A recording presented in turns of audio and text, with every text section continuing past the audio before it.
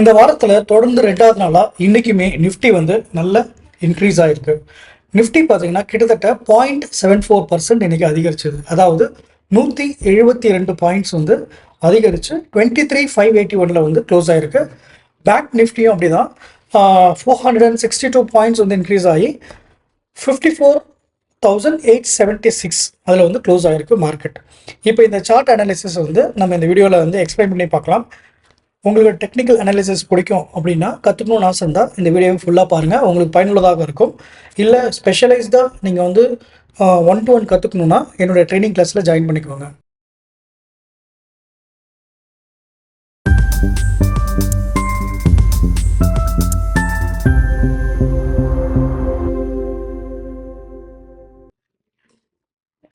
நிஃப்டியோட டே சார்ட் இது.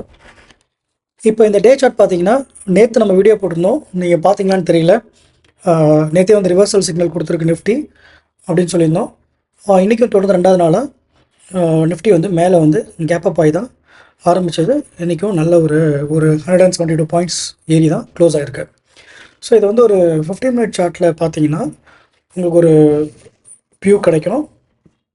இங்கே பாருங்கள், நம்ம நேற்றுடைய பார்த்தீங்கன்னா தெரிஞ்சு இதுதான் வந்து அப்பர் ரெசிஸ்டன்ஸ் ஜோன்.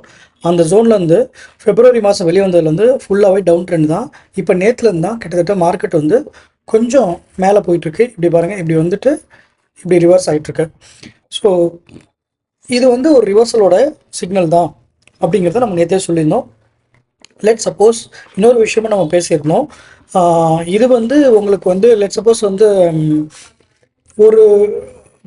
ஒரு டெஸ்டிங் பண்ணணும், அதாவது ரீடெஸ்ட் சொல்லுவாங்க. அந்த மாதிரி பண்ணும் பட்சத்தில் இது வந்து திரும்பி வந்துச்சுன்னா இந்த இடத்துல திரும்ப சப்போர்ட் எடுக்கும். அதுக்கப்புறம் ரிவர்ட் ஆச்சுன்னா அது வந்து உங்களுக்கு பயங்கரமான ஒரு ட்ரெண்ட் ரிவர்சலாக இருக்கும். அதாவது எப்படின்னா இங்கே வந்துட்டு இப்படி போயிருக்கு இல்லையா, போயிட்டு ஒரு சின்ன ரிவர்சல் வந்துட்டு இங்கே ரீடெஸ்ட் பண்ணிட்டு போச்சுன்னா நல்லாவே மார்க்கெட் வந்து அப் ஆகும். Okay, let's hope for the best. மேலே போகும் அப்படின்ற நம்பிக்கையில் நம்ம இருப்போம். இதில் இன்னொரு விஷயம் என்னென்னா, நம்ம நேற்று லெவல்ஸ் கொடுத்துருந்தோம். நிஃப்டியோடைய சப்போர்ட் லெவல் வந்து உங்களுக்கு 800 இருக்குது. அதாவது ஒரு நிமிஷம் நான் காட்டுறேன் பாருங்கள். டே கேலண்டருக்கே போகிறேன் நான். சரி, வீக்லியில் போயிடுறேன், ஈஸியாக இருக்கும் உங்களுக்கு. ஓகே, இப்போ இதை பாருங்கள். வீக்லி சார்ட்டில் நேற்று நம்ம கொடுத்தது 22,795,800. இந்த 22,800 வந்து நல்ல சப்போர்ட்டாக இருக்கும். நேற்று வந்து சொன்னது என்னென்னா, இன்றைக்கி க்ரீன் ஆகலைன்னா அது இங்கே வந்து சப்போர்ட் எடுக்கும். அப்படி இல்லைனா ரீடெஸ்ட் பண்ணாலும் ஃபஸ்ட் லெவல் சப்போர்ட் வந்து 22,800 இருக்குது. ஸ்ட்ராங்கஸ்ட் சப்போர்ட் வந்து ரொம்ப வர்ஸ்ட் கண்டிஷனில் 22,000 to 21,700 இந்த 300 பாயிண்டில் தான் கிரேட்டஸ்ட் சப்போர்ட் நிஃப்டிக்கு இருக்குது. இந்த 2 நாள் வந்து பாசிட்டிவாக போகிறதுக்கு காரணம் என்னவாக இருக்குன்னா, நான் எப்படி பார்க்குறேன் அப்படிங்கன்னா, போர் வந்து போயிட்டு தான் இருக்குது. அது நமக்கு எல்லாருக்கும் தெரியும். ஆயில் க்ரைசிஸ் இருந்துட்டு தான் இருக்குது.